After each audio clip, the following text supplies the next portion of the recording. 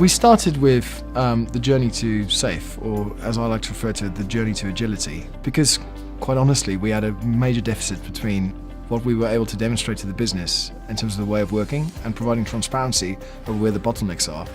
And they generally refer to IT as being a bit of a black box. And we needed to break that open. And SAFE provided a great framework to try and ensure that we have a way of articulating what the business value is, engaging with the business,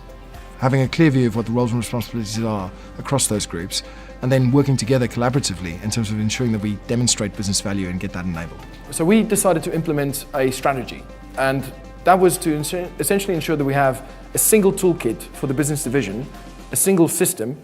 to allow us to decommission and simplify the landscape, drive standardization in the business process, and ultimately get to a position where there's transparency around the controls that are implemented. And that program was called dbPalace, or is called dbPalace.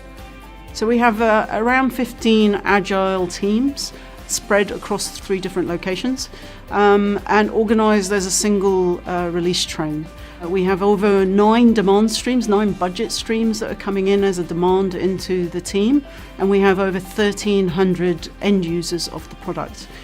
Pretty much so far up to today, we've onboarded almost 40 businesses onto the product itself that's using our system. We initially started off on the SAFE journey by referencing a website that had a bunch of information relating to the structure and the framework itself, and using that as a bit of a template to try and ensure that we are restructuring our team, re-looking at how we work, and we did that for 6 PIs, so for almost a year and a half. But we weren't able to actually click into gear in the way that we expected to. And bringing IGI on board at that stage to really help us grapple with the framework and the way that we were misinterpreting the various roles and responsibilities in our engagement with the business, and then helping us realign that whole organizational structure has been absolutely instrumental in terms of unlocking the value in the way that we are able to operate.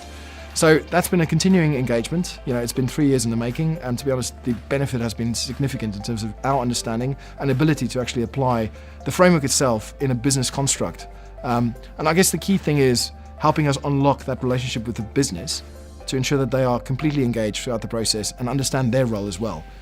And realigning that business accountability versus IT accountability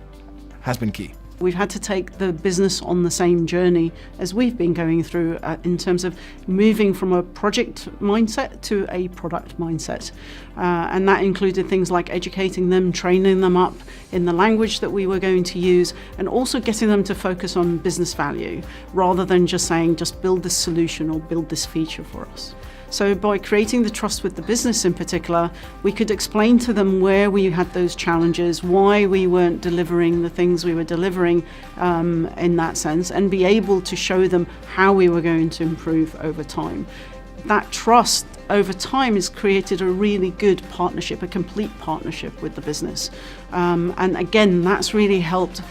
allowing us as a team to focus on the things the business wants us to deliver, and for the business itself to focus on the key drivers for it, to be able to gain all of that value for themselves.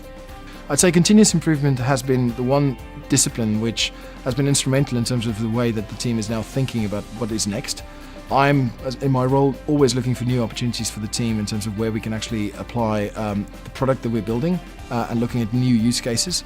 For the team themselves, we're trying to keep pace with the fact that there's new use cases coming in, which basically challenges both the architecture as well as the team setup. And that's really, I guess,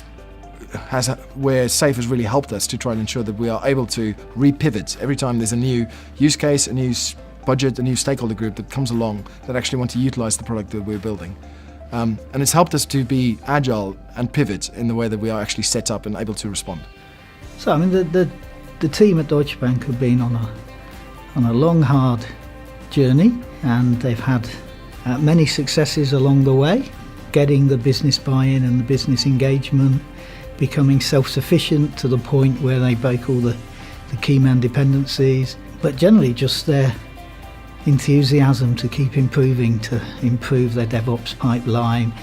improve their relationship with the business, make sure that they are genuinely adding value to the business, the way they've interacted and embraced all the stakeholders in the bank, and gone on to be, incredibly successful in an environment that's not that supportive of an agile way of working. IJI's role has been really pivotal in us moving from essentially our own SAFe implementation, which we took on without any coaching, and with only SPC training, to allow us to see where the real bottlenecks are and to improve the process. I think the coaching and the experience that IJI came back with has been instrumental in moving us up to the next level of the implementation, really starting to look at the metrics, understanding our metrics, and seeing what we can do to influence those.